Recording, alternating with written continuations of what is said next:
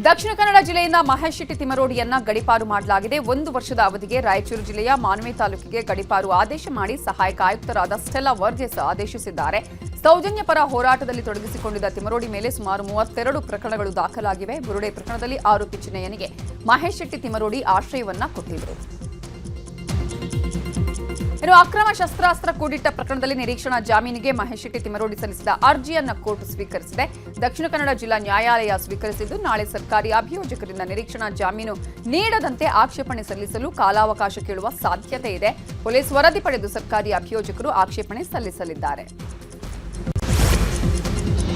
ಧರ್ಮಸ್ಥಳ ಬುರುಡೆ ಪ್ರಕರಣ ಸಂಬಂಧ ಬೆಳತಂಗಡಿ ಕೋರ್ಟ್ನಲ್ಲಿ ಆರೋಪಿ ಚಿನ್ನಯ್ಯ ಸ್ವ ಇಚ್ಛಾ ಹೇಳಿಕೆ ಇವತ್ತು ಕೂಡ ಪೂರ್ಣಗೊಂಡಿಲ್ಲ. BNSS 183 ಅಡಿ ಜಡ್ಜ್ ವಿಜಯೇಂದ್ರ TH ಎದುರು ಚಿನ್ನಯ್ಯ ಹೇಳಿಕೆ ದಾಖಲಿಸಿದರು. ಇವತ್ತು ಹೇಳಿಕೆ ಸಂಪೂರ್ಣ ಮುಗಿಯದ ಹಿನ್ನೆಲೆ ಸೆಪ್ಟೆಂಬರ್ 25ಕ್ಕೆ ಮತ್ತೆ ಕೋರ್ಟ್ಗೆ ಹಾಜರುಪಡಿಸುವಂತೆ ಜಡ್ಜ್ ಆದೇಶಿಸಿದ್ದಾರೆ. ಇನ್ನು ಇದೇ ಪ್ರಕರಣ ಸಂಬಂಧ ಇವತ್ತು ಗೃಹ ಸಚಿವ ಪರಮೇಶ್ವರ್ ಜೊತೆ SIT ಅಧಿಕಾರಿಗಳು ಮಹತ್ವದ ಮೀಟಿಂಗ್ ಮಾಡಲಿದ್ದಾರೆ. ಕೋರ್ಟ್ನಲ್ಲಿ ಚಿನ್ನಯ್ಯನ ಹೇಳಿಕೆ ಆಧರಿಸಿ ಮುಂದಿನ ತನಿಖೆ ಬಗ್ಗೆ ಸಭೆಯಲ್ಲಿ ನಿರ್ಧರಿಸಲಾಗುತ್ತೆ. ಬುರುಡೆ ರಹಸ್ಯ ಪ್ರಕರಣ ಸಂಬಂಧ ಚಿನ್ನಯ್ಯ ತಿಮರೋಡಿ ಲಿಂಕ್ ಪತ್ತೆಗೆ SIT ಮುಂದಾಗಿದ್ದು, ಹೀಗಾಗಿ 2ನೇ ದಿನದ ವಿಚಾರಣೆಗೆ ತಿಮರೋಡಿ ಆಪ್ತ ಗಣೇಶ್ ಹಾಜರಾಗಿದ್ರು. ತಿಮರೋಡಿ ಮೊಬೈಲ್ಗಳನ್ನು ಹ್ಯಾಂಡಲ್ ಮಾಡ್ತಾ ಇದ್ದ ಗಣೇಶ್ 4 ಆಂಡ್ರಾಯ್ಡ್ ಫೋನ್ಗಳನ್ನು ಬಳಸ್ತಾ ಇದ್ದ. ಆದರೆ ಕೀಪ್ಯಾಡ್ ಮೊಬೈಲ್ ಅಷ್ಟೇ ಮಹೇಶ್ ಶೆಟ್ಟಿ ತಿಮರೋಡಿ ಬಳಸ್ತಾ ಇದ್ದಿದ್ದು. ಚಿನ್ನಯ್ಯ ಜೊತೆಗಿನ ಸಂಬಂಧದ ಬಗ್ಗೆ ಗಣೇಶ್ನ SIT ಅಧಿಕಾರಿಗಳು ವಿಚಾರಣೆ ಮಾಡಿದ್ದಾರೆ. ತಿಮರೋಡಿ ಮನೆಗೆ ಚಿನ್ನಯ್ಯ ಹೇಗ್ ಬಂದ್ರು, ಯಾವಾಗ ಬಂದ್ರು ಅನ್ನೋದ್ರ ಬಗ್ಗೆ ಅಧಿಕಾರಿಗಳು ಮಾಹಿತಿ ಕಲೆ ಹಾಕ್ತಿದ್ದಾರೆ. ಚಿನ್ನಯ್ಯ ತಿಮರೋಡಿ ಸಂಭಾಷಣೆ ಸರಣಿ ಮುಂದುವರೆದಿದೆ. ತಿಮರೋಡಿ ಮನೆಯಲ್ಲಿ ನಡೆದ ಸಂಭಾಷಣೆಯ 14ನೇ ವಿಡಿಯೋ ರಿಲೀಸ್ ಆಗಿದ್ದು, ಸೌಜನ್ಯ ಕೇಸ್ ಬಗ್ಗೆ ಪ್ರಸ್ತಾಪ ಮಾಡಲಾಗಿದೆ. ನೇತ್ರಾವತಿ ಸ್ನಾನಘಟ್ಟ ಬಳಿ ಬೆತ್ತಲೆಯಾಗಿ ಹೆಣ ಸಿಕ್ಕ ವಿಚಾರವನ್ನ ಚಿನ್ನಯ್ಯ ವಿವರಿಸಿದ್ದಾನೆ. ಅವತ್ತು ಚೆಕ್ ಡ್ಯಾಂ ಕಟ್ಟಿರಲಿಲ್ಲ, ಅಲ್ಲಿ ಹೂತಿದ್ದಾಗಿ ವಿಡಿಯೋದಲ್ಲಿ ಹೇಳ್ಕೊಂಡಿದ್ದಾನೆ. ಸೌಜನ್ಯ ಪ್ರಕರಣ ಆದ ಬಳಿಕ ಹೆಣಗಳು ಸಿಗೋದು ಕಡಿಮೆ ಆಗಿರೋ ಬಗ್ಗೆಯೂ ಮಾಸ್ಕ್ ವ್ಯಾನ್ ಚಿನ್ನಯ್ಯ ವಿವರಿಸಿದ್ದಾನೆ.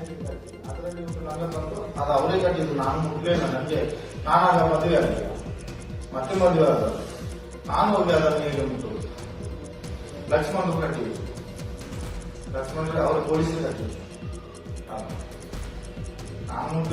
ಈಗ ಏನು ಅನಿಸ್ತದೆ ಈ ಸತ್ಯ ಹೇಳುವಾಗ? ಈಗ ಹೆಣಗಳು ಕಮ್ಮಿ ಅಂತ ಅನಿಸ್ತದೆ. ನನಗೆ ಗೊತ್ತಿದ್ದ ಮಟ್ಟಿಗೆ ಅಲ್ಲಿ ಕೆಲಸ ಮಾಡೋರು ಸಹ ಇರ್ತಾರೆ. ಈಗ ಹೆಣ ಇರುವುದಿಲ್ಲ ಅಂತ. ನಾನು ಇರುವಾಗ ಒಂದು ದಿನಕ್ಕೆ 4 ಆದರೂ ತೆಗಿತಿದ್ದೆ. ನೀವೀಗ ಅಲ್ಲಿನ ಕೆಲಸ ಬಿಟ್ಟು ಎಷ್ಟು ವರ್ಷ? 2015ರಲ್ಲಿ ನಾನು ಬಿಟ್ಟು ಕೆಲಸ. 2015 ಅಲ್ಲಿ ತನಕ 27 ವರ್ಷ ಕೆಲಸ ಮಾಡಿದೆ. 27 ವರ್ಷ ಕೆಲಸ ಮಾಡಿದೆ ಅಲ್ಲಿ 22.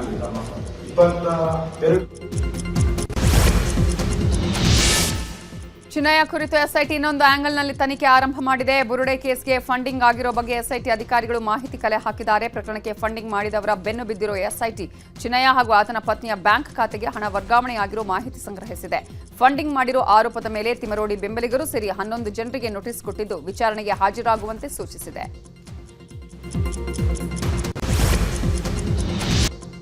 ಈಗ ರಾಜಕೀಯ ಸುದ್ದಿಗಳನ್ನು ನೋಡ್ತಾ ಹೋಗೋಣ. ಜಾತಿ ಗಣತಿ ಪ್ರಶ್ನಿಸಿ ಸಲ್ಲಿಕೆ ಆಗಿರುವ PIL ಅರ್ಜಿಗಳ ವಿಚಾರಣೆ ನಡೆಸಿರುವ ಹೈಕೋರ್ಟ್, ಜಾತಿ ಗಣತಿಗೂ ಸರ್ವೆಗೂ ಏನ್ ವ್ಯತ್ಯಾಸ ಅಂತ ಸರ್ಕಾರವನ್ನ ಪ್ರಶ್ನೆ ಮಾಡಿದೆ. ಸರ್ಕಾರದ ಪರ ವಕೀಲ ಅಭಿಷೇಕ್ ಮನು ಸಿಂಘ್ವಿ ವಾದ ಮಂಡಿಸಿದ್ರು. ಸಮೀಕ್ಷೆ ನಡೆಸಲು ಸರ್ಕಾರಕ್ಕೆ ಇರುವ ಅಧಿಕಾರದ ಬಗ್ಗೆ ವಿವರಣೆ ನೀಡಿದ್ರು. ಸಾಮಾಜಿಕವಾಗಿ ಹಾಗೂ ಶೈಕ್ಷಣಿಕವಾಗಿ ಹಿಂದುಳಿದವರ ಉನ್ನತಿಗಾಗಿ ಈ ಸಮೀಕ್ಷೆ ನಡೆಸಲಾಗ್ತಾ ಇದೆ. ಸಮೀಕ್ಷೆಗೆ ತಡೆ ನೀಡಬಾರದು ಅಂತ ಮನವಿ ಮಾಡಿದ್ದಾರೆ. ಸಮೀಕ್ಷೆಗೆ ಯಾಕೆ ತಡೆ ನೀಡಬಾರದು ಅನ್ನೋದಕ್ಕೆ ಕೆಲವು ಅಂಶಗಳನ್ನು ಉಲ್ಲೇಖಿಸಿದ ಅಭಿಷೇಕ್ ಮನು ಸಿಂಘ್ವಿ, ಮೊದಲ ಬಾರಿ ಇಂತಹ ಸಮೀಕ್ಷೆ ನಡೆಸಲಾಗ್ತಿಲ್ಲ. ಈ ಮುಂಚೆ ಕೂಡ ಇಂತಹ ಹಲವು ಸಮೀಕ್ಷೆಗಳು ನಡೆದಿವೆ. ಹಾವನೂರು ಆಯೋಗ, ವೆಂಕಟಸ್ವಾಮಿ ಆಯೋಗಗಳು ಸಮೀಕ್ಷೆ ನಡೆಸಿದ್ವು ಅಂತ ಅಂಕಿ ಅಂಶವನ್ನ ಸಂಗ್ರಹಿಸಿ ಸರ್ಕಾರ ಯೋಜನೆಗಳನ್ನ ರೂಪಿಸುತ್ತೆ. ಅಂಕಿ ಅಂಶಗಳಿಲ್ಲದೆ ಕಲ್ಯಾಣಕಾರಿ ಯೋಜನೆಗಳನ್ನ ರೂಪಿಸಲು ಆಗೋದಿಲ್ಲ. ತಡೆ ನೀಡಿದ್ರೆ ಇಡೀ ಸರ್ಕಾರದ ಅಧಿಕಾರವನ್ನ ತಡೆದಂತಾಗುತ್ತೆ ಅಂತ ವಾದಿಸಿದ್ದಾರೆ. ಜಾತಿ ಗಣತಿಯನ್ನ ನಡೆಸಬಾರದು, ರಾಜ್ಯ ಸರ್ಕಾರಕ್ಕೆ ಅಧಿಕಾರವೇ ಇಲ್ಲ ಅಂತ PIL ಅರ್ಜಿದಾರರ ಪರವಾದ ವಕೀಲರು ವಾದ ಮಂಡಿಸಿದರು. ವಾದ ಪ್ರತಿವಾದ ಆಲಿಸಿದ ಕೋರ್ಟ್ ನಾಳೆಗೆ ವಿಚಾರಣೆ ಮುಂದೂಡಿಕೆ ಮಾಡಿದೆ. ರಾಜ್ಯದಲ್ಲಿ 2 ದಿನದ ಜಾತಿ ಜನಗಣತಿ ಸಮೀಕ್ಷೆ ಶುರುವಾಗಿದೆ. ಹೀಗಾಗಿ ಇವತ್ತು ಬಿಜೆಪಿ ನಿಯೋಗ ರಾಜ್ಯ ಹಿಂದುಳಿದ ವರ್ಗಗಳ ಆಯೋಗದ ಅಧ್ಯಕ್ಷ ಮಧುಸೂದನ್ ನಾಯಕ್ ಅವರನ್ನ ಭೇಟಿ ಮಾಡಿದೆ. 15 SC ಉಪಜಾತಿಗಳಿಗೆ ಕ್ರಿಶ್ಚಿಯನ್ ಟ್ಯಾಗ್ ಮಾಡಲಾಗಿದ್ದು, ಕೂಡಲೇ ಇದನ್ನ ಕೈಬಿಡಬೇಕು ಅಂತ ಮನವಿ ಸಲ್ಲಿಸಿದೆ. ಇನ್ನು ಉಪಜಾತಿಗಳನ್ನ ಕ್ರಿಶ್ಚಿಯನ್ಗೆ ಟ್ಯಾಗ್ ಮಾಡಿರುವುದು ಸರಿಯಲ್ಲ, ಲೋಪದೋಷಗಳನ್ನು ಸರಿಪಡಿಸಿ ಅಂತ ಅಧ್ಯಕ್ಷ ಮಧುಸೂದನ್ ನಾಯಕ್ಗೆ ಮನವಿ ಮಾಡಿದ್ದಾರೆ. ಜಾತಿ ಸಮೀಕ್ಷೆ ಒಂದು ಗೊಂದಲದ ಗೂಡಾಗಿದೆ ಅಂತ ಮೇಲ್ಮನೆ ವಿಪಕ್ಷ ನಾಯಕ ಛಲವಾದಿ ನಾರಾಯಣಸ್ವಾಮಿ ಹೇಳಿದ್ದಾರೆ. ಬೆಂಗಳೂರಲ್ಲಿ ಮಾತಾಡಿದ ಅವರು, ಬ್ರಾಹ್ಮಣ, ಕ್ರೈಸ್ತರು, ಒಕ್ಕಲಿಗ ಹೀಗೆ ದಲಿತರನ್ನ ಕ್ರೈಸ್ತರಿಗೆ ಸೇರಿಸಿದ್ದಾರೆ. ಇದನ್ನ ಸಹಿಸಿಕೊಂಡು ನಾವು ಸುಮ್ಮನೆ ಕೂರುವ ಪ್ರಶ್ನೆನೇ ಇಲ್ಲ ಅಂತ ಹೇಳಿದ್ರು. ಇನ್ನು ಮತ್ತೊಂದು ಕಡೆ ಶಾಸಕ ಸುನಿಲ್ ಕುಮಾರ್ ಮಾತನಾಡಿದ್ದಾರೆ. ರಾಜಕೀಯ ಉಪಯೋಗಕ್ಕೆ ಈ ಸಮೀಕ್ಷೆ ಬಳಕೆ ಆಗಬಾರದು ಅಂತ ಹೇಳಿದ್ದಾರೆ. ವರ್ಗಗಳ ಆಯೋಗದ ಮೂಲಕ ಸಾಮಾಜಿಕ ಶೈಕ್ಷಣಿಕ ಸಮೀಕ್ಷೆ ನಿನ್ನೆಯಿಂದ ಪ್ರಾರಂಭ ಆಗಿದೆ. ಈ ಸಮೀಕ್ಷೆ ಒಂದು ಗೊಂದಲದ ಗೂಡು. ಮೂಲ ಜಾತಿ ಕ್ರೈಸ್ತರಾಗಿ ಯಾರು ಕನ್ವರ್ಟ್ ಆಗ್ತಾರೆ ಅವರ ಮೂಲ ಜಾತಿ ಹಾಗೆ ಉಳಿತದೆ ಅಂತಾರೆ. ಅವರು ಅದೇ ಉಳಿತದೆ.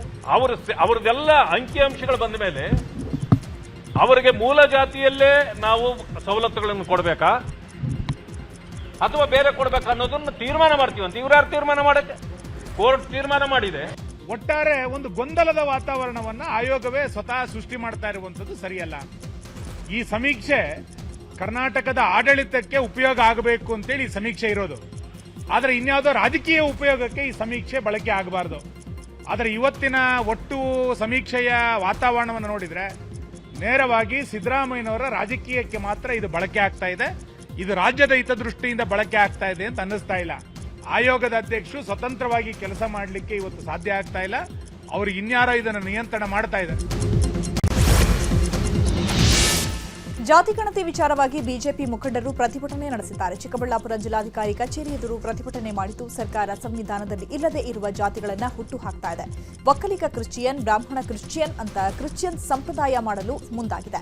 ರಾಜ್ಯದಲ್ಲಿ ಜಾತಿ ಗಣತಿ ಬಗ್ಗೆ ಹೋರಾಟಗಳು ಶುರುವಾಗಿದೆ. ಹಿಂದೂಗಳನ್ನ ಹಿಂದೂ, ಮುಸ್ಲಿಂ ಅನ್ನ ಮುಸ್ಲಿಂ, ಕ್ರಿಶ್ಚಿಯನ್ ಅನ್ನ ಕ್ರಿಶ್ಚಿಯನ್ ಅಂತ ಮಾಡಬೇಕು. ದೇಶದಲ್ಲಿ ಧರ್ಮಗಳ ನಡುವೆ ದ್ವೇಷವನ್ನ ಬಿತ್ತುವಂತಹ ಕೆಲಸ ಮಾಡ್ತಾ ಇದೆ. ಸಿದ್ದರಾಮಯ್ಯ ಸರ್ಕಾರ ಕ್ರಿಶ್ಚಿಯನ್ ಸಂಪ್ರದಾಯ ಮಾಡಲು ಮುಂದಾಗ್ತಾ ಇದೆ ಅಂತ ಕಿಡಿಕಾರಿದರು. ಕರ್ನಾಟಕದಲ್ಲಿ ಮಾತ್ರ ರಸ್ತೆ ಗುಂಡಿ ಸಮಸ್ಯೆ ಬಗ್ಗೆ ದೊಡ್ಡದಾಗಿ ಬಿಂಬಿಸಲಾಗ್ತಾ ಇದೆ. ಇಡೀ ದೇಶದಾದ್ಯಂತ ರಸ್ತೆಗಳ ಗುಂಡಿಗಳ ಸಮಸ್ಯೆ ಇದೆ ಅಂತ ಉಪಮುಖ್ಯಮಂತ್ರಿ ಡಿಕೆ ಶಿವಕುಮಾರ್ ಹೇಳಿದ್ದಾರೆ. ಎಲ್ಲಾ ಕಡೆಯೂ ಈ ಸಮಸ್ಯೆ ಇದೆ ಅಂತ ಎಲ್ರಿಗೂ ಹೇಳ್ತಿದ್ದೇನೆ. ರಸ್ತೆ ಗುಂಡಿ ಮುಚ್ಚೋದಕ್ಕೆ ನಾವು ನಮ್ಮ ಕೆಲಸ ಮಾಡ್ತಿದ್ದೇವೆ. ಬಿಜೆಪಿ ಕಾಲದಿಂದಲೂ ರಸ್ತೆಗಳನ್ನ ಚೆನ್ನಾಗಿ ಮಾಡ್ಕೊಂಡು ಬಂದಿದ್ರೆ ಇಂತಹ ಪರಿಸ್ಥಿತಿ ಯಾಕೆ ಬರ್ತಾ ಇತ್ತು? ಈಗ ಚುನಾವಣೆ ಬರ್ತಿದೆ ಅಂತ ಬಿಜೆಪಿಗರು ಆರೋಪ ಮಾಡ್ತಿದ್ದಾರೆ. ನಾನು ದೆಹಲಿ ಪ್ರವಾಸ ಮಾಡಿ ಬಂದೆ. ಅಲ್ಲಿ ಪಿಎಂ ಮನೆ ರಸ್ತೆಯಲ್ಲಿ ಎಷ್ಟು ಗುಂಡಿಗಳಿವೆ ಅಂತ ಪರಿಶೀಲನೆ ನಡೆಸಬೇಕು ಅಂತ ಬಿಜೆಪಿ ನಾಯಕರಿಗೆ ಡಿಕೆಶಿ ತಿರುಗೇಟು ಕೊಟ್ಟಿದ್ದಾರೆ. ಮಳೆ ಆಗ್ತಾ ಇದ್ರು ಮುಗ್ತಾ ಇದ್ದೀವಿ. ದಿನಕ್ಕೆ ಆಲ್ಮೋಸ್ಟ್ ಒಂದೊಂದು ಕಾರ್ಪೊರೇಷನ್ 200 ಅಷ್ಟು ಗುಂಡಿಗಳನ್ನ ಮುಚ್ಚುವಂಥ ಕೆಲಸ ನಡೀತಾ ಇದೆ. ದೊಡ್ಡ ದೊಡ್ಡ IT ಕಂಪ್ನಿಯವ್ರಿಗೂ ಹೇಳ್ತಾ ಇದ್ದೀನಿ, ಎಲ್ಲರಿಗೂ ಹೇಳ್ತಾ ಇದ್ದೀನಿ. ಇದು ಎಲ್ಲ ಕ್ಷೇತ್ರದಲ್ಲೂ ಕೂಡ ಇದೆ. ನಮ್ಮ ಕೆಲಸ ನಾವು ಮಾಡ್ತಾ ಇದ್ದೀವಿ. BJP ಕಾಲದಿಂದನೂ ಮೊದಲು ರೋಡ್ಗಳು ಚೆನ್ನಾಗಿ ಮಾಡ್ಕೊಂಡು ಬಂದಿದ್ರೆ ಯಾಕೆ ಹಿಂಗಿತ್ತು? ಅವ್ರು ಯಾರು ಮಾಡಲಿಲ್ಲ. ಈಗ ಸ್ವಲ್ಪ ಎಲೆಕ್ಷನ್ ಹತ್ರ ಬರ್ತಾ ಇದೆ ಅಂತ ಕಾಣ್ತಾ ಇದೆ. ಇರಲಿ, ನಮ್ಮ ಡ್ಯೂಟಿ ನಾವು. ಔಟರ್ ರಿಂಗ್ ರೋಡ್ ಮಾರ್ಗದ ಐಬ್ಲೂರ್ ಜಂಕ್ಷನ್ ಬಳಿ ತೀವ್ರ ಟ್ರಾಫಿಕ್ ದಟ್ಟಣೆ ಹಿನ್ನೆಲೆ ಅಜಿಂ ಪ್ರೇಮ್ಜಿಗೆ ಸಿಎಂ ಸಿದ್ದರಾಮಯ್ಯ ಪತ್ರ ಬರೆದಿದ್ದಾರೆ. ವಿಪ್ರೋ ಕ್ಯಾಂಪಸ್ ಮೂಲಕ ಸೀಮಿತ ವಾಹನ ಸಂಚಾರಕ್ಕೆ ಅನುಮತಿ ನೀಡಲು ಮನವಿ ಮಾಡಿದ್ದಾರೆ. ವಿಪ್ರೋ ಕ್ಯಾಂಪಸ್ ಮೂಲಕ ವಾಹನ ಸಂಚಾರಕ್ಕೆ ಅವಕಾಶ ನೀಡಿದರೆ 30% ಸಂಚಾರ ದಟ್ಟಣೆ ತಗ್ಗಲಿದೆ ಅನ್ನೋ ಅಭಿಪ್ರಾಯ ತಜ್ಞರಿಂದ ಬಂದಿದೆ. ಅಗತ್ಯ ಭದ್ರತೆಯೊಂದಿಗೆ ವಾಹನ ಸಂಚಾರಕ್ಕೆ ಅವಕಾಶ ನೀಡಿ ಪರಸ್ಪರ ಒಡಂಬಡಿಕೆಗಾಗಿ ನಮ್ಮ ಅಧಿಕಾರಿಗಳನ್ನ ನಿಮ್ಮ ತಂಡ ಸಂಪರ್ಕಿಸಲು ಮನವಿ ಮಾಡುತ್ತೇನೆ. ಈ ಕುರಿತು ಸಾಧ್ಯತೆಯನ್ನ ಪರಿಶೀಲಿಸುವಂತೆ ಮನವಿ ಮಾಡಿದ್ದಾರೆ.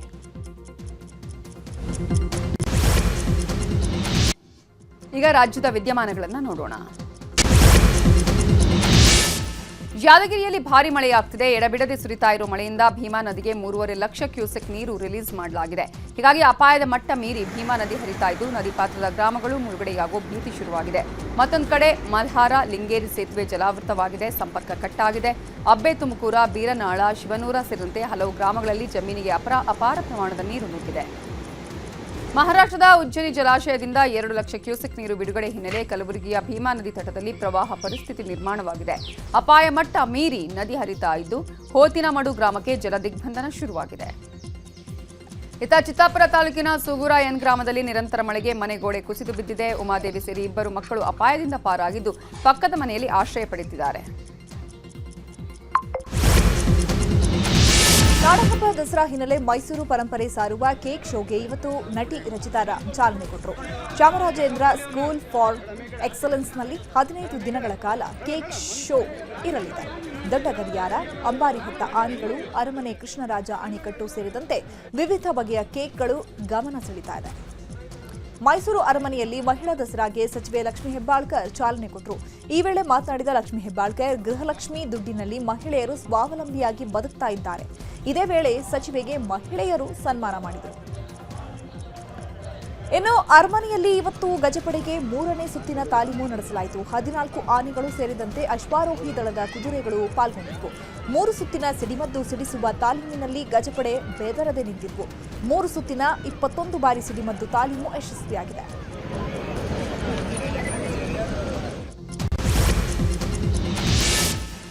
ದಸರಾ ಹಿನ್ನೆಲೆ ಸಾಂಕೇತಿಕವಾಗಿ ಮಂಡ್ಯ ಜಿಲ್ಲೆಯ ಕೆಆರ್ಎಸ್ನಲ್ಲಿ ಕಾವೇರಿ ಆರತಿ ನಡೆಯಲಿದೆ. ಸೆಪ್ಟೆಂಬರ್ 26ರಿಂದ ಸೆಪ್ಟೆಂಬರ್ 28ರವರೆಗೆ ಅದ್ದೂರಿಯಾಗಿ ಕಾವೇರಿ ಆರತಿ ನಡೆಯಲಿದ್ದು ಡಿಸಿಎಂ ಡಿಕೆ ಶಿವಕುಮಾರ್ ಚಾಲನೆ ನೀಡಲಿದ್ದಾರೆ. ಇನ್ನು ಶ್ರೀರಂಗಪಟ್ಟಣ ದಸರಾವನ್ನ ಚಲನಚಿತ್ರ ನಿರ್ದೇಶಕ ಟಿಎಸ್ ನಾಗಾಭರಣ ಉದ್ಘಾಟಿಸಲಿದ್ದಾರೆ. ಶ್ರೀರಂಗಪಟ್ಟಣ ದಸರಾಗೆ 3 ಆನೆಗಳು ಬರುತ್ತವೆ. ಶ್ರೀರಂಗಪಟ್ಟಣ ದಸರಾ ವೀಕ್ಷಣೆಗೆ ಪ್ರತಿ ಹಳ್ಳಿಗಳಿಗೆ ಬಸ್ ವ್ಯವಸ್ಥೆ ಕಲ್ಪಿಸಲು ನಿರ್ಧರಿಸಲಾಗಿದೆ ಅಂತ ಶಾಸಕ ರಮೇಶ್ ಬಾಬು ಬಂಡಿಸಿದ್ದೇಗೌಡ ಹೇಳಿದ್ದಾರೆ.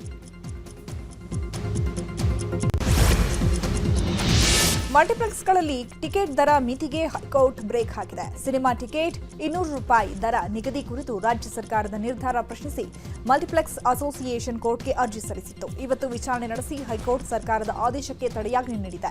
ಇದರಿಂದ ಸರ್ಕಾರಕ್ಕೆ ಭಾರೀ ಹಿನ್ನಡೆಯಾದಂತಾಗಿದೆ.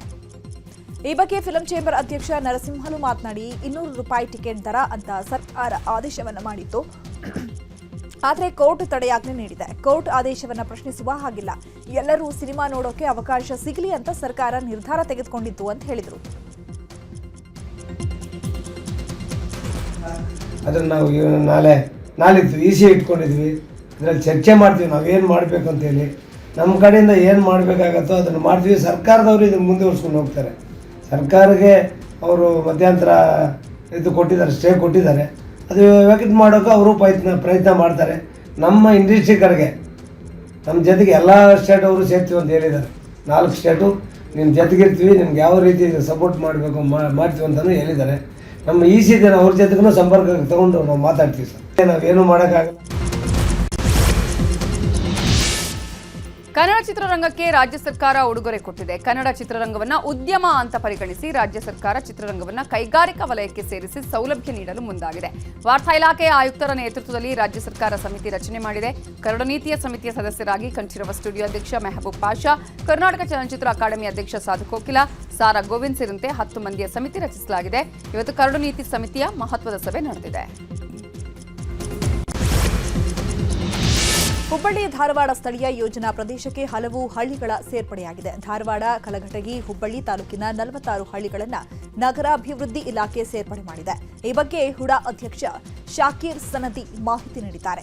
ಈ ಹಿಂದೆ ಅವಳಿ ನಗರ 46 ಗ್ರಾಮಗಳನ್ನು ಒಳಗೊಂಡಿತ್ತು. ಇದೀಗ ಅವಳಿ ನಗರ ವ್ಯಾಪ್ತಿಗೆ ಹೆಚ್ಚುವರಿ 46 ಹಳ್ಳಿಗಳು ಸೇರ್ಪಡೆಯಾಗಿವೆ. ಸುಸಜ್ಜಿತ ಮಹಾನಗರ ಮತ್ತು ಸುತ್ತಲಿನ ಹಳ್ಳಿಗಳ ಅಭಿವೃದ್ಧಿಗೆ ಆದ್ಯತೆ ನೀಡಲಾಗುತ್ತೆ. ಎಲ್ಲರಿಗೂ ನಿವೇಶನ ಒದಗಿಸಲು ಕ್ರಮ ಕೈಗೊಳ್ಳುತ್ತೀವಿ ಅಂತ ಶಾಕೀರ್ ಸನದಿ ಹೇಳಿದ್ದಾರೆ. ಕಾಂತಾರ ಸಿನಿಮಾದ ಟ್ರೈಲರ್ ಬಿಡುಗಡೆ ಬೆನ್ನಲ್ಲೇ ನಟ ರಿಷಬ್ ಶೆಟ್ಟಿ ದಂಪತಿ ಕೊಲ್ಲೂರು ಮೂಕಾಂಬಿಕೆಯ ದರ್ಶನ ಮಾಡಿದ್ದಾರೆ. ತನ್ನೂರಿನ ದೇಗುಲಕ್ಕೆ ಭೇಟಿ ಕೊಟ್ಟು ಸಿನಿಮಾದ ಯಶಸ್ವಿಗಾಗಿ ಪ್ರಾರ್ಥನೆಯನ್ನ ಸಲ್ಲಿಸಿದ್ದಾರೆ.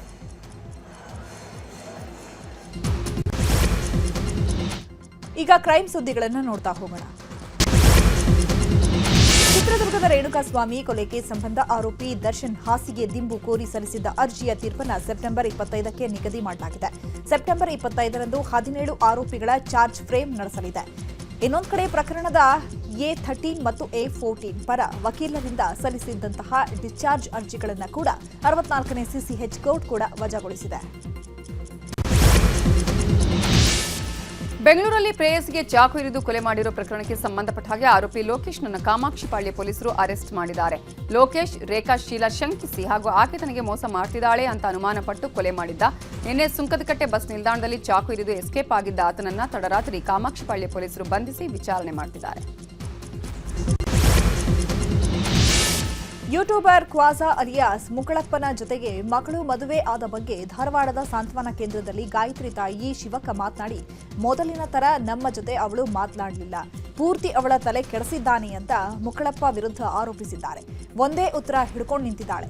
ಅವಳು ನಮ್ಮ ಜೊತೆ ಏನೂ ಮಾತನಾಡ್ತಾ ಇಲ್ಲ, ಪೂರ್ತಿ ತಲೆಗೆ ಹುಚ್ಚಿಡಿದಿದೆ ಅಂತ ತಂದೆ ಯಲ್ಲಪ್ಪ ತಿಳಿಸಿದ್ದಾರೆ. ಅಂದ್ರಿ ಮೊದ್ಲಿನ ಥರ ಹೆಂಗ ಏನು ಅನ್ಗೋಡದನ ಆಕಿ ಮೊದ್ಲಿನ ಥರ ಮಾತಾಡ್ಲಿಲ್ರಿ ನಮ್ಮ ಕೂಡ. ಪೂರ ಆಕಿ ತಲೆ ಕೆಡಿಸಿಬಿಟ್ಟಾಳ್ರಿ ಮಕ್ಕಳಪ್ಪ ಹಿಡ್ತಾನೆ ಹಿಡ್ಕೊಂಡು ನಿಂತು ಬಿಟ್ಟಾಳ್ರಿ ಆಕಿ ಹಂಗಲ್ವಾ ಹಿಂಗಲ್ವಾ ಅಂದ್ರು ಏನು ಮಾತಾಡವಾಳ್ರಿ ಆಕಿ ಪೂರ ತಲೆ ತಿಕ್ಕಿ ಹುಚ್ಚಿಡ್ದತ್ರಿ ಆಕಿಗೆ ಈಗ ತಲೆ ಕೆಟ್ಟಾರಂಗ ಮಾತಾಡತ್ತಾಳ್ರಿ ಒಂದೀಟು ಚಂದೆ ಮಾತಾಡ್ಲಿಲ್ರಿ ಈಗ ಆಕಿದು ಮುಂದುವರ್ಸ್ಬೇಕ್ರಿ ಅಂದ್ರೆ ಆಕಿ ತಲೆ ಒಟ್ಟು ವಾಶ್ ಆಗೋ ಮಟ ನಾವು ಏನು ಇಲ್ಲ ಅದೇನು ನಾವು ಸಪೋರ್ಟ್ ಮಾಡಿ ಆಕಿ ಅಂತದಕ್ಕೆ ಸಪೋರ್ಟ್ ಯಾರು ಮಾಡ್ತಾರ್ರಿ ನನಗಾಕಿ ನಮ್ಮ ಮಗಳು ಚಲೋ ಅಲ್ಲಿ ಬೆಳ್ಳಿ ಅಂತ ನಾನು ಆಕಿಗೆ ಯೂಟ್ಯೂಬ್ ಇದಕ್ಕೆ ನಾನು ಕಳ್ಸಿದ್ ಕರೆ ಇದಕ್ಕಲ್ಲ ಅದು ಇಂಥ ಕೆಲ್ಸಕ್ಕೆ ನಮ್ಮ ಕಳ್ಸಾವಲ್ಲ ಅದಕ್ಕೆ ಅವನ ಅದಕ್ಕೆ ತಲೆ ಕೆಡಿಸಿ ನಮ್ಮ ಕೂಡ ಚಂದಾಗಿ ಅಣ್ತಂಬ್ರ ಟೈಪ್ ಬಿದ್ದು ಆಕಿಗೆ ಅಕ್ಕ ಅಂದಾನವ ಅಂದು ಆ ಟೈಪ್ ಮಾಡ್ಯಾವ ಆಕಿಗೆ. ಪಶ್ಚಿಮ ಬಂಗಾಳ ರಾಜ್ಯದಾದ್ಯಂತ ಧಾರಾಕಾರ ಮಳೆಯಾಗ್ತಾ ಇದೆ. ರಾಜಧಾನಿ ಕೋಲ್ಕತ್ತಾದಲ್ಲಿ ಅಧಿಕ ಮಳೆ ಆಗ್ತಾ ಇದ್ದು ಕಳೆದ 24 ಗಂಟೆಗಳಲ್ಲಿ 7 ಜನ ಮೃತಪಟ್ಟಿದ್ದಾರೆ. 30ಕ್ಕೂ ಹೆಚ್ಚು ವಿಮಾನಗಳ ಹಾರಾಟ ರದ್ದಾಗಿದೆ. ರೈಲು ಸಂಚಾರದಲ್ಲೂ ವ್ಯತ್ಯಯವಾಗಿದೆ. ರವೀಂದ್ರ ಸದನ, ಸೌತರನ್ ಅವೆನ್ಯೂ ಪ್ರದೇಶ, ಜಾಧವ್ಪುರ ವಿಶ್ವವಿದ್ಯಾಲಯ, ದಕ್ಷಿಣ ಕೋಲ್ಕತ್ತಾ ಸೇರಿದಂತೆ ಹಲವು ಪ್ರದೇಶಗಳಲ್ಲಿ ಪ್ರವಾಹ ಉಂಟಾಗಿದೆ. ರಸ್ತೆಗಳು ತುಂಬಿ ಹರಿತಾ ಇದ್ದು ಮನೆಗಳಿಗೆಲ್ಲ ನೀರು ನುಗ್ಗಿ ಅವಾಂತರ ಸೃಷ್ಟಿಯಾಗಿದೆ. ಬಿಹಾರ ವಿಧಾನಸಭಾ ಚುನಾವಣೆಗೆ ಕೆಲವೇ ದಿನಗಳಲ್ಲಿ ಕೇಂದ್ರ ಚುನಾವಣಾ ಆಯೋಗ ದಿನಾಂಕ ಪ್ರಕಟಿಸುವ ಸಾಧ್ಯತೆ ಇದೆ. ಇದರ ಮಧ್ಯೆ ನಾಳೆ ಪಾಟ್ನಾದ ಕಾಂಗ್ರೆಸ್ ಕಚೇರಿಯಲ್ಲಿ ಕಾಂಗ್ರೆಸ್ ಕಾರ್ಯಕಾರಿಣಿ ಸಭೆ ನಡೆಯಲಿದ್ದು, ಈ ಸಭೆಯಲ್ಲಿ ಕಾಂಗ್ರೆಸ್ ಮತ್ತು ಆರ್ಜೆಡಿ ನಡುವಿನ ಸೀಟ್ ಹಂಚಿಕೆಯ ಬಗ್ಗೆ ಚರ್ಚೆ ನಡೆಯಲಿದೆ. Sonia Gandhi, Mallikarjuna Kharge, Rahul Gandhi, CM Siddaramaiah, DCM DK Shivakumar ಸೇರಿದಂತೆ ಕಾಂಗ್ರೆಸ್ನ ಹಿರಿಯ ನಾಯಕರು ಭಾಗಿಯಾಗಲಿದ್ದಾರೆ.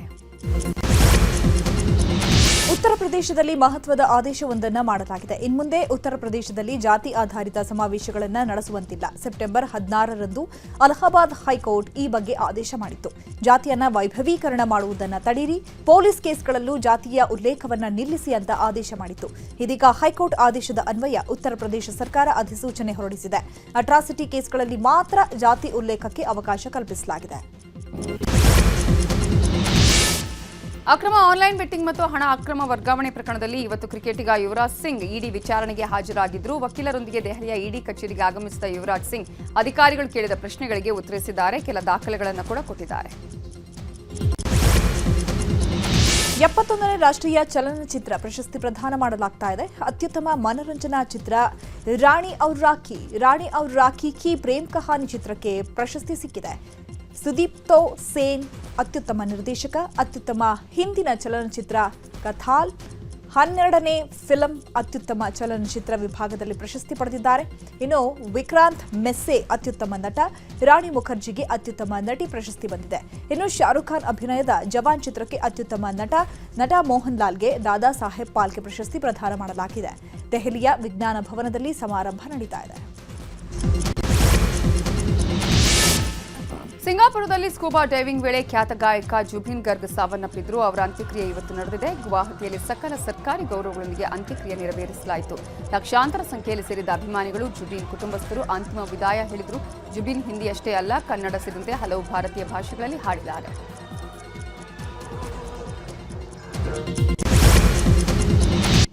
ಈಗ ವಿದೇಶ ಸುದ್ದಿಯನ್ನು ನೋಡ್ತಾ ಹೋಗೋಣ. ನ್ಯೂಯಾರ್ಕ್ನಲ್ಲಿ ಫ್ರಾನ್ಸ್ ಅಧ್ಯಕ್ಷ ಇಮ್ಯಾನ್ಯುಯಲ್ ಮ್ಯಾಕ್ರಾನ್ ಅವರನ್ನು ತಡೆದು ನಿಲ್ಲಿಸಿರುವಂತಹ ಘಟನೆ ನಡೆದಿದೆ. ಅಮೆರಿಕ ಅಧ್ಯಕ್ಷ ಡೊನಾಲ್ಡ್ ಟ್ರಂಪ್ ತೆರಳುತ್ತಾರೆ ಅನ್ನೋ ಕಾರಣಕ್ಕೆ 1.5 ಕಿಲೋಮೀಟರ್ ಹಿಂದೆಯೇ ತಡೆದು ನಿಲ್ಲಿಸಿದ್ರು. ನ್ಯೂಯಾರ್ಕ್ ಪೊಲೀಸರ ಜೊತೆಗೆ ಚರ್ಚೆ ನಡೆಸಿದ್ರೂ ಪ್ರಯೋಜನಕ್ಕೆ ಬರಲಿಲ್ಲ. ಕೊನೆಗೆ ಡೊನಾಲ್ಡ್ ಟ್ರಂಪ್ ಜೊತೆಗೆ ಫೋನ್ನಲ್ಲಿ ಮಾತನಾಡಿದ್ರು, ಆದರೂ ಅವಕಾಶ ಸಿಗಲಿಲ್ಲ. ಕೊನೆಗೆ ನಡ್ಕೊಂಡೇ ಹೋಗಿದ್ದಾರೆ.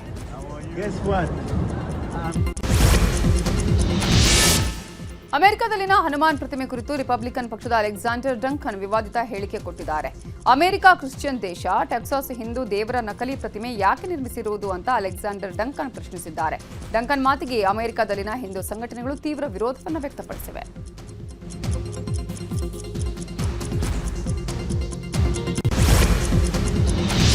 ಅಕ್ಟೋಬರ್ 1ರಿಂದ ಹೊಸ ಕೆ ವೀಸಾವನ್ನು ಪ್ರಾರಂಭಿಸುವುದಾಗಿ ಚೀನಾ ಘೋಷಣೆ ಮಾಡಿದೆ. ಇದರಿಂದ ಎಚ್ಚೆತ್ತಿರುವ ಅಮೆರಿಕ H-1B ವೀಸಾದ ಅರ್ಜಿ ಶುಲ್ಕಕ್ಕೆ ವಿನಾಯಿತಿ ನೀಡಲು ಮುಂದಾಗಿದೆ. ವಿದೇಶಿ ಕೌಶಲ್ಯಪೂರ್ಣ ವೈದ್ಯರಿಗೆ ಶುಲ್ಕ ವಿನಾಯಿತಿ ಘೋಷಿಸುವ ಸುಳಿವು ಕೊಟ್ಟಿದೆ. ಸದ್ಯ ಅಮೆರಿಕದ H-1B ವೀಸಾ ಹೊಸ ಅರ್ಜಿಗೆ $1 ಲಕ್ಷ ಶುಲ್ಕ ಇದೆ.